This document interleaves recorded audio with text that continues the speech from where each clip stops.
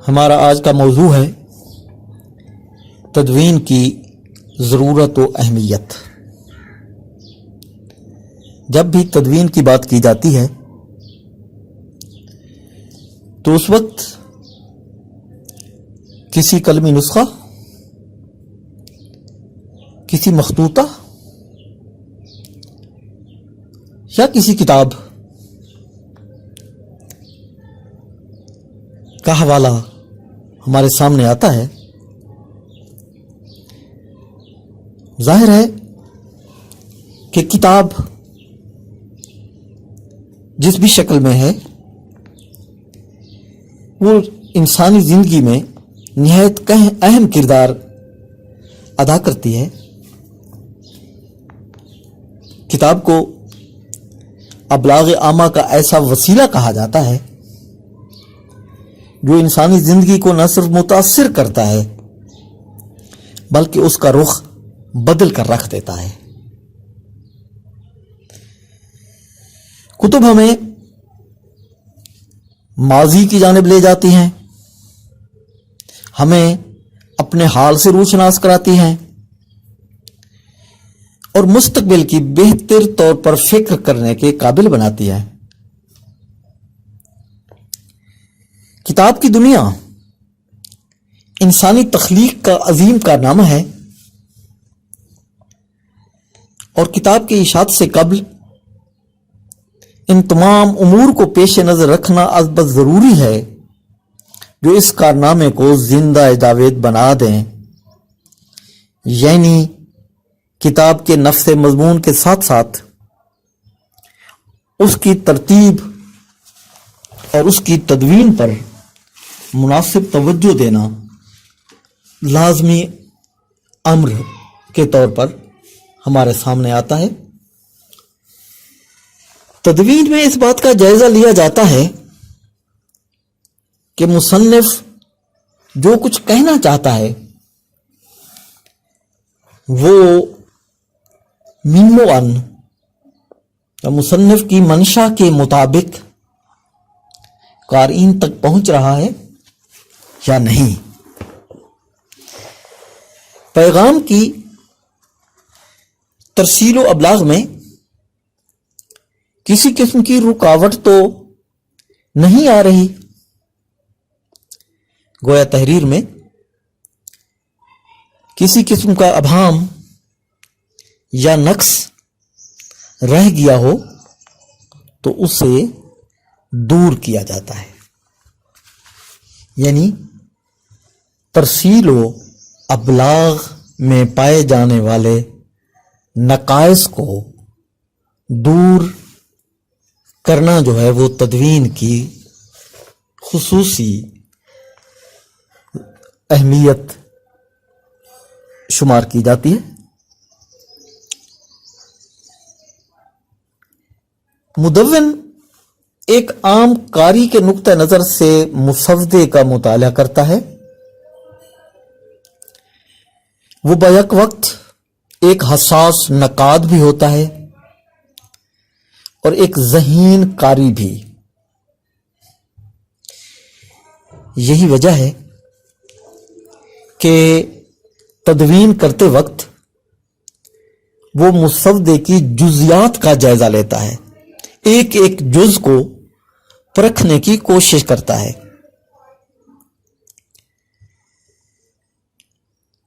وہ جزیات کی تکمیل کے لیے بڑی احتیاط برتتا ہے اور اپنے اوقات کار میں دوسروں کی تحریروں میں یکساں روی کے چھوٹے چھوٹے نکات پر توجہ دیتا ہے، لیکن وہ غیر ضروری ترمیم و تبدیلی سے نہ تو اپنے آپ کا وقت ضائع کرتا ہے اور نہ مصنف کی مخالفت مول لیتا ہے، کیونکہ جزیات کی تکمیل تو ضروری ہے اور تدوین کی ایک اہم ضرورت ہے، لیکن اس میں جتنے بھی نکات موجود ہوتے ہیں وہ اس میں کوئی ترمیم یا اضافہ نہیں کر سکتا، اس سے نہ تو وہ اپنے آپ کو چھوٹا بنا سکتا ہے اور نہ مصنف کے حوالے سے اس سے ہٹ کر، یعنی مصنف کی منشا سے ہٹ کر کوئی بات کر سکتا ہے۔ اکثر مصنفین مدون کے بے حد شکر گزار بھی ہوتے ہیں، یعنی ایسے مصنف جو زندہ ہوں یا اگر مصنف نہیں ہیں تو ان کے عزیز و اقارب وہ اس لیے شکر گزار ہوتے ہیں کہ وہ ان کی تحریروں کے نقائص دور کرنے میں جان فشانی سے کام لیتا ہے۔ اس میں جہاں ترتیب دینی ہے، کوئی عنوان بندی کا مسئلہ اگر کہیں آ رہا ہے، پیرا بندی کی خامیاں ہیں، تو ایسی چیزوں کو وہ دور کرنے کی ایک اہم کوشش کرتا ہے، اور عام طور پر وہ ان کوششوں میں کامیاب بھی رہتا ہے۔ تدوین ایک خاص فن ہے،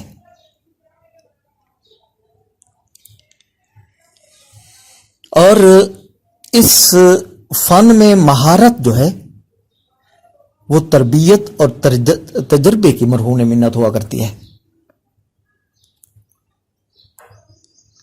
اگر کوئی تدوین میں اگر کوئی ضروری ترمیم یا اصلاح کرنی ہے تو اس کے لیے بھی کچھ قواعد مقرر ہیں، وہ ان قواعد کو سامنے رکھ کر ان میں ترمیم یا اصلاح کرنے کی کوشش کرے گا۔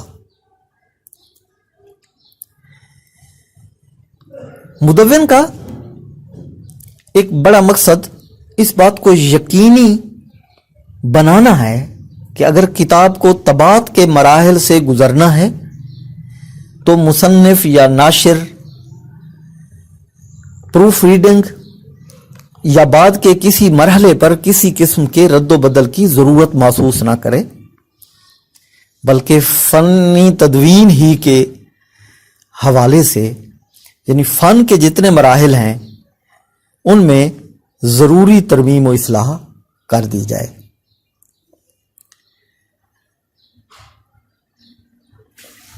یہاں واضح کرنا ضروری ہے کہ کاتب بعض اوقات نئے صفحے کو کہیں پرانے صفحے یعنی پچھلے صفحے کے اختتام میں شروع کر دیتا ہے، تو مدون جب کوئی تدوین کر رہا ہے تو اس کو چاہیے کہ وہ اس نئے باب کو پرانے صفحے کے آخر میں لکھنے کی بجائے نئے صفحے سے شروع کرے، کہاں کہاں صفحہ خالی چھوڑنا ہے، کہاں اگر کوئی ایسی چیز ہے تو اس کی بھی وہ نشاندہی کرے، اور اسی طرح رموز و اوقاف میں اگر کوئی چیز رہ گئی ہے تو ان میں وہ ضروری ترمیم کر سکتا ہے، لیکن کسی متن میں تبدیلی جو ہے وہ ہو اس کے بس سے باہر ہے، وہ اس نے نہیں کرنی۔ متن جو ہے وہ ایک مصنف کی امانت ہوا کرتا ہے۔ ہر تدوین کار کے لیے ضروری ہے کہ وہ تدوین کرتے ہوئے مسودے میں پائی جانے والی فنی باریکیوں کا اندازہ کرے، یعنی وہ فنی باریکیوں سے پورے طور پر باخبر ہو۔ ایسا ہونے کی صورت میں اس کے لیے ممکن ہوتا ہے کہ وہ تدوین کا طریقہ کار متعین کر سکے۔ مختلف طریقے تدوین جو ہیں ان کی خوبیوں اور خامیوں کو सामने ला सके और अच्छे तदवीन कार के लिए जहां मुसवदे में पाई जाने वाली फनी बारीकियों को जानना जरूरी है, वहां उसे तबात के फनी बारीकियों से भी बाखबर होना जरूरी है, ताकि वो दीगर मसाइल के साथ साथ लागत को कम करते हुए मुयस्सर वसाइल से ज़्यादा इस्तिफादा कर सके। क्योंकि किस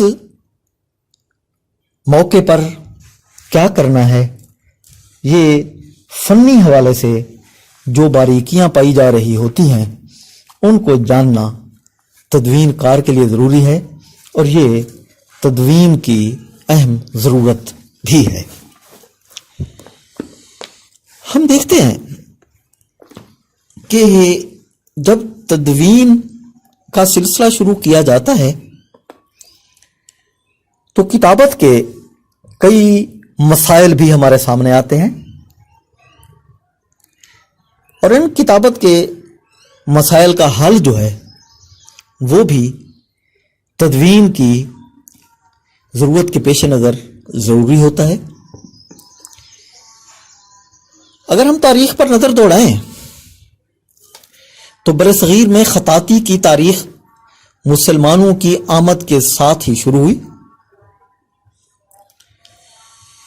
कदीम मसाजिद व मकाबिर के आसार से मुसलमान हुक्मरानों खसूसन सलातीन दिल्ली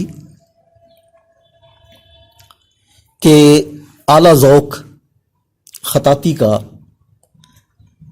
पता बताते हैं। इसी तरह फन खताती ही फन किताबत की जानिब भी हमें ले जाती है। फन खताती हो या फन किताबत हो, मुगलिया दौर में इसे उरूज हासिल हुआ। बाबर के बारे में आता है कि वो खुद जो था एक खूबसूरत खतात और एक अहम कातिब के तौर पर जाना जाता था। उसने खत बाबरी के नाम से एक खत भी ईजाद किया। अकबर और जहांगीर ने इस फन से वाबस्ता लोगों की खूब हौसला अफजाई की।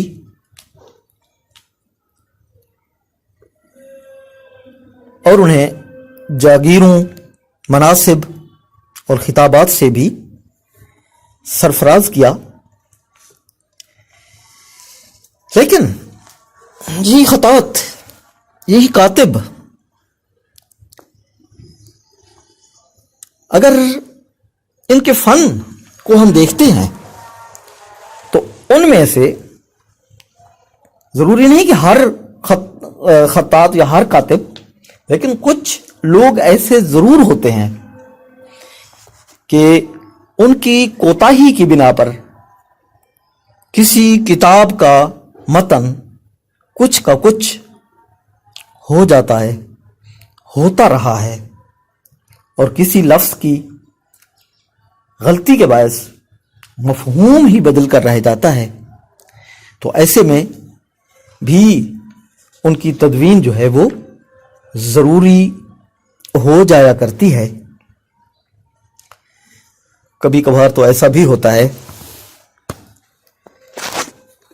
कि कातिब से सहव हो जाता है, यानी वो जानबूझकर गलती नहीं करता, लेकिन उससे कुछ भूल हो जाती है। तो सहव कातिब से कभी कभार ऐसा देखने में आता है कि तारीख कुछ की कुछ हो जाती है। यानी वो कोई तारीख लिखना चाहता है, महीना, दिन,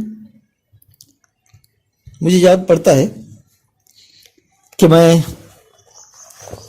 एक वाइवा लेने के लिए गया हुआ था। اور ایک اسکالر نے تاریخ لکھی ہوئی تھی 13 اکتوبر. وہ ایک شخصیت کی تاریخ پیدائش اس نے لکھی ہوئی تھی، کیونکہ انہی دنوں وہ شخصیت ایک اہم شخصیت تھی. اس کی ریٹائرمنٹ ہوئی تھی اور ریٹائرمنٹ کی وجہ سے مجھے یاد پڑ رہا تھا کہ اس کی وہ ریٹائرمنٹ جو ہے وہ 2 اکتوبر کو ہوئی تھی، یعنی دوسرے لفظوں میں اس کی تاریخ پیدائش 3 اکتوبر تھی. لیکن محقق نے، مقالہ نگار نے اسے 3 اکتوبر کی بجائے 13 اکتوبر لکھا ہوا تھا. تو گویا جب میں نے اس سے استفسار کیا کہ یہ کون سا 3 اکتوبر ٹھیک ہے یا 13 اکتوبر ٹھیک ہے، تو اس نے کہا کہ 13 اکتوبر ٹھیک ہے، کیونکہ میں نے مصنف سے ٹیلی فونک رابطہ کر کے پوچھا تھا. تو میں نے یہ بھی کہا، میں نے کہا یہ وہ ٹیلی فونک ریکارڈ آپ کے پاس موجود ہے؟ تو اس نے کہا ریکارڈ تو موجود نہیں، لیکن میرا اپنا لکھا ہوا موجود ہے. تو بہرحال وہ جو لکھا ہوا تھا وہ اصل میں 3 اکتوبر ہی غالباً تھا، جسے وہ اکتوبر کے الف کو 3 کے ساتھ ملا کر وہ اس کو 13 بنا دیا اور پھر اکتوبر بھی لکھ دیا. تو گویا ایسی غلطیاں جو ہیں وہ ہوتی رہتی ہیں. تو یہ ایسی غلطیاں پھر جب کوئی کاتب کرتا ہے، جب وہ کتاب میں سامنے آتی ہیں، تو وہ بڑے اس سے مسائل پیدا ہوتے ہیں. اگر ایسی غلطیاں جو ہیں ان کو تدوین میں معلوم ہو جائے تو درست کر دیا جائے تو بہت ہی اچھا ہو سکتا ہے. بہرحال یہ مسائل جو ہیں یہ ہمارے موجود ہیں، اور ان مسائل یعنی کتابت کے جو خاص طور مسائل ہیں، خاص طور پر مسائل ہیں، بلکہ پروف ریڈنگ کے بھی پھر مسئلے ہوتے ہیں، کئی مسائل ایسے جنم لیتے ہیں جس کی وجہ سے کچھ لفظ، کچھ اعداد کچھ کے کچھ ہو جاتے ہیں. تدوین کا ایک اہم حوالہ کتابیات اور اشاریہ کی پڑتال بھی ہو سکتا ہے، کیونکہ اگر کسی کتاب میں، کسی مسودے میں کتابیات کو جس انداز سے شامل کیا گیا ہے اس میں کوئی اغلاط ہیں تو ان کو مدون ٹھیک کر سکتا ہے. اسی طرح وہ اشاریہ بندی اگر کی گئی ہے تو اس کو بھی وہ صحیح معنی میں پرکھنے کی کوشش کر سکتا ہے. کتابیات کو مصنفین کے ناموں کی ترتیب سے مرتب کیا جائے تو زیادہ بہتر ہے، یعنی حروف تہجی کی ترتیب سے. اس طرح یہ ہوتا ہے کہ ایک ہی مصنف کی تصانیف ایک ہی جگہ پر آ جاتی ہیں اور مدون کو پڑتال کرنے میں آسانی رہتی ہے. پوری کتابیات میں یکساں روی سے کام لیا جاتا ہے اور اس میں ایک ہی نظام اختیار کیا جاتا ہے. تو گویا اگر اس میں کوئی مسئلہ ہو تو وہ مدون اسے ٹھیک کر سکتا ہے، اور عام طور پر اس کو ٹھیک کر دیا جاتا ہے.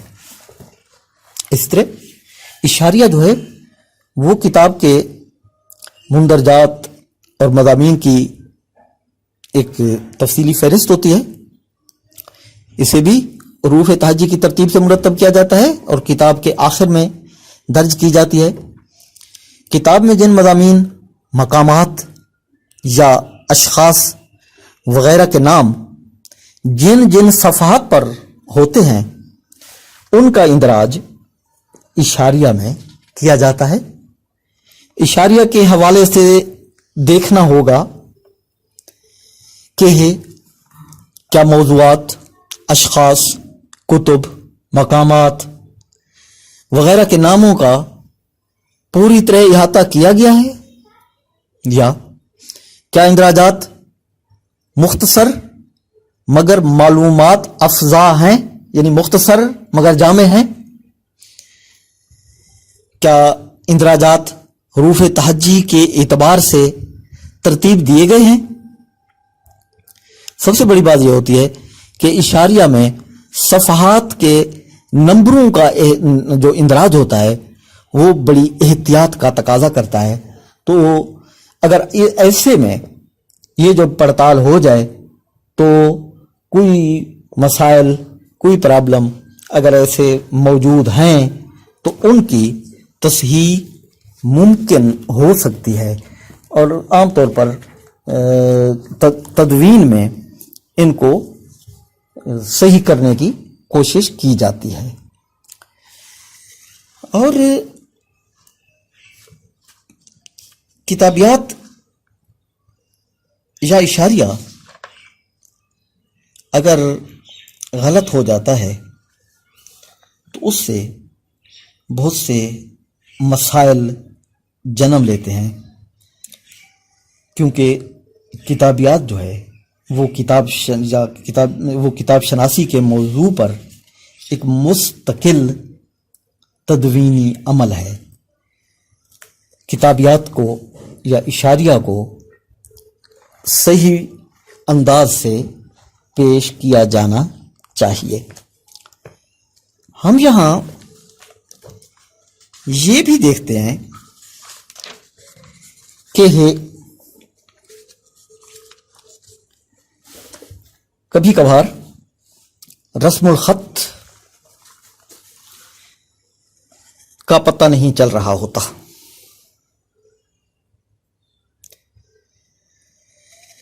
क्योंकि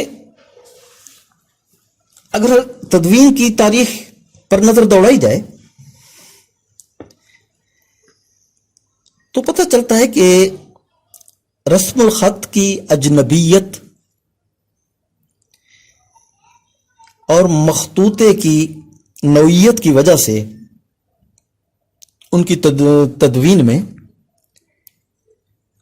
छोटे छोटे मसाइल जो हैं वो सामने आते हैं। बाद औक़ात कोई कलमी ब्याज ऐसी होती हैं कि जिनको पढ़ना जो है वो इसलिए मुश्किल हो जाता है कि उस दौर में जो रस्मुल खत इख्तियार किया गया था वो रस्मुल खत कुछ था, लेकिन जब तदवीन की जा रही है उस वक्त वो पहले वाला रस्मुल खत नहीं रहा। तो आमतौर पर ये सिलसिला पुराने मखतूतात ही में हमारे सामने आता है, क्योंकि एक दौर में ऐसा होता था कि हरूफ को मिलाकर लिखा जाता था और इनको जोड़ने की जो शक्ल होती थी उनमें भी बेशतर हरूफ की इब्तदाई और दरमियानी शक्लें निहायत मुख्तसर कर दी जाती थीं। महज शोशों और दंदानों से हरूफ का तयन किया जाता था। इनमें नुक्ते जो हैं उनको आगे पीछे करने का भी एक रिवाज था, क्योंकि उर्दू में देखा जाए तो इसमें बहुत से हरूफ का तयन माज नुक्तों से होता है। माज निकात जो हैं, इन निकात की वजह से हम कोई लफ्ज को पहचान सकते हैं। कातिब अपने तौर पर नुक्ते लगाने में सेहत नहीं बरतते थे, बल्कि वो अपना एक अंदाज اختیار کرنے کی کوشش کرتے تھے. بعض اوقات یہ ہوتا تھا کہ وہ نقطے پورے نہیں لگاتے تھے. بعض اوقات یہ ہوتا تھا کہ وہ ایک حرف پر کہیں نقطہ لگاتا تو کہیں نہیں لگاتا. 2 یا 3 نقطوں کو ملا کر لکھنے سے پتہ نہیں چلتا تھا کہ یہ ایک نقطہ ہے، 2 ہیں یا 3 ہیں. اسی طرح ہم یہ بھی دیکھتے ہیں کہ اردو میں عربی یا فارسی کے برعکس ہمارے پاس مخلوط آوازیں موجود ہیں، جس کو ہم 2 چشمی ہے کہتے ہیں. تو یہ 2 چشمی ہے کے ساتھ لکھے ہوئے لفظ جو ہیں وہ بھی بعض اوقات کچھ کے کچھ کا بنا دیے جاتے تھے، کیونکہ اس میں ہائے ملفوظی اور ہائے مخلوط کو عدل بدل کر کے لکھنے کا رواج رہا ہے. اس کے بعد اردو میں پائی جانے والی جو معکوسی آوازیں ہیں، یعنی ٹے ہے، ڈال ہے، ڑے ہے، ان کو بھی بہت سی منزلوں سے گزرنا پڑا. یہ آوازیں نہ عربی میں تھیں اور نہ فارسی میں تھیں. تو جتنے ہمارے کاتب ہیں یا خطاط ہیں، انہوں نے زیادہ تر عربی یا فارسی کے کاتبوں کی نقل کی ہے، ان سے متاثر ہوئے ہیں. تو ایسے میں مختلف جو کاتب تھے انہوں نے مختلف انداز سے ان معکوسی آوازوں کو لکھنے کی کوشش کی.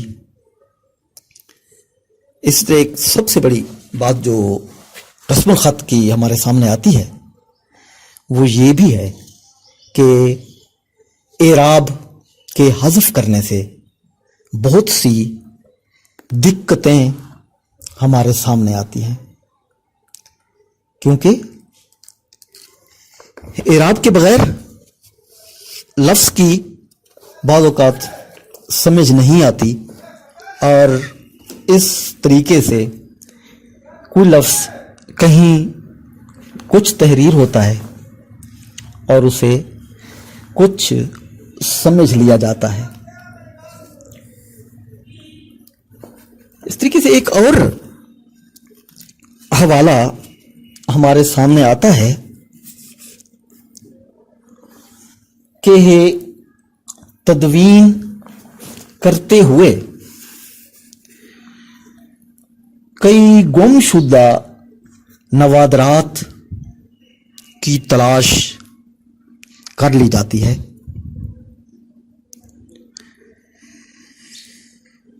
کیونکہ گم شدہ نوادرات جو ہیں، مشفق خواجہ کے حوالے سے کہا جاتا ہے کہ مشفق خواجہ کے تحقیقی مزاج کو مخطوطہ شناسی سے عبارت کیا جاتا ہے، اور گم شدہ نوادرات کی تلاش ان کی ذہنی عبادت ہے. اور یہ دونوں عمل انہوں نے تذکرہ خوش مارکہ زیبا، جائزہ مخطوطات اردو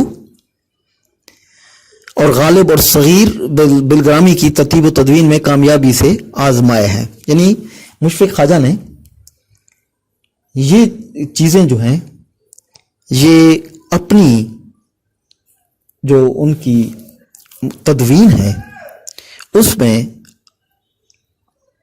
نئی نوادرات کو شامل کرنے کی ایک کوشش کی ہے. اور پھر ہم یہ دیکھتے ہیں کہ تدوین کی ایک خصوصی اہمیت یہ ہے کہ ایک تدوین کار قدیم نسخوں تک رسائی کرنے کی بھرپور کوشش کرتا ہے، اور قدیم نسخوں کی تلاش جو ہے وہ بھی تدوین ہی کی مرہون منت ہے. کیونکہ جب کسی ایک نسخے کی تدوین کی جا رہی ہوتی ہے تو کوشش کی جاتی ہے کہ اس حوالے کے جتنے نسخے موجود ہیں ان کو تلاش کیا جائے. تو بعض اوقات ایسا بھی ہوتا ہے کہ ایسے قدیم نسخوں تک بھی رسائی ہو جاتی ہے جو اس سے پہلے कभी किसी के सामने नहीं आए होते। यानी सब वो ऐसे नुस्खे हो सकते हैं जो कहीं गुमनामी में चले जाते हैं या कहीं किसी ऐसी शख्सियत के पास चले जाते हैं जिस तक रसाई लोगों की नहीं होती, लेकिन एक तदवीन की ज़रूरत के पेश नज़र ऐसे कदीम नुस्खों तक रसाई भी मुमकिन हो जाती है। तो ये सब कुछ करने के साथ साथ तदवीन की जो सबसे अहम ज़रूरत शुमार की जाती है वो है तसहीह मतन। यानी मतन को मुसन्निफ ने जिस अंदाज से तहरीर किया है उसको उसी अंदाज से सामने लाया जाए। तस्हीह मतन वैसे जदीद तहकीक का एक शोबा है और ये एक सेहतमंद रिवायत है जिसके बायस हमारे कदीम शायरों के दवावीन को जमा करने में जो मुश्किलात सामने आई थी उन पर काबू पाना है। उर्दू अदब में अब तक जो तहकीकी काम हुआ है नौयत के एतबार से खासा अहम है और फैला हुआ भी है। इसमें शेरी दीवान सबसे ज़्यादा है और कुछ नसरी तसानीफ भी शामिल हैं। इन सब के अलावा कुछ तज़किरे भी मौजूद हैं जो तहकीक व तदवीन के बाद शाये हुए हैं। और फिर हम यहाँ ये बात भी देखते हैं कि जब बात मतन की तस्हीह की आती है तो हमारे सामने कई ऐसे मतन भी आ जाते हैं जिनको हम जाली मतन कह सकते हैं। यानी जाली मतन को तदवीन ही के जरिए बेनकाब किया जा सकता है। मुदव्विन के लिए लाजिम है कि वो असल मतन तक पहुंचे और किसी अहद का कलमकार किस इमला के तहत अपना माफी ज़मीर बयान कर रहा है ये उसे पता होना चाहिए। वो माहिर लिसानियात भी हो कि उस ज़माने में कौन सी ज़ुबान इस्तेमाल हो रही थी, कौन सी इमला हो रही थी। ये लिसानी तगय्युर तबद्दुल के हवाले से देखा जाए तो जो मतन सामने है क्या वो कहीं जाली मतन की हैसियत तो नहीं रखता। बाज़ औक़ात ऐसा भी होता है कि एक जैसे या मिलते जुलते नाम होने की वजह से मतन में रद्द बदल हो जाता है। इसकी मिसाल में कई किताबों में मैंने देखा है कि बाबा फरीद और ख्वाजा फरीद, जिक्र बाबा फरीद का हो रहा हो तो उसमें कहीं ख्वाजा फरीद की कोई ना कोई चीज शामिल कर दी जाती है।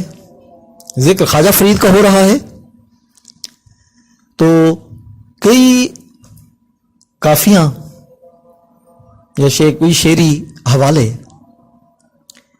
وہ یعنی اگر خواجہ فرید کا ذکر ہو رہا ہے تو کوئی اشلوک جو ہے وہ بابا فرید کے شامل کر دیے جاتے ہیں، یا بابا فرید کا ذکر ہو رہا ہے تو خواجہ فرید کی کافی کا کوئی بند شامل کر دیا جاتا ہے۔ تو گویا بابا فرید اور خواجہ فرید ان دونوں کا حوالہ حالانکہ مدتوں کی صدیوں کی بات ہے، لیکن اس کے باوجود عام روٹین میں کہنا تو الگ بات ہے، کئی کتابوں میں، بسا اوقات کئی کتابوں میں یہ بات نظر آتی ہے، تو گویا ایسے میں تشخص کی پرکھ اور پہچان جو ہے وہ ہماری ذمہ داری ہے، اور اس کے بغیر ہم ایسا نہ کریں کہ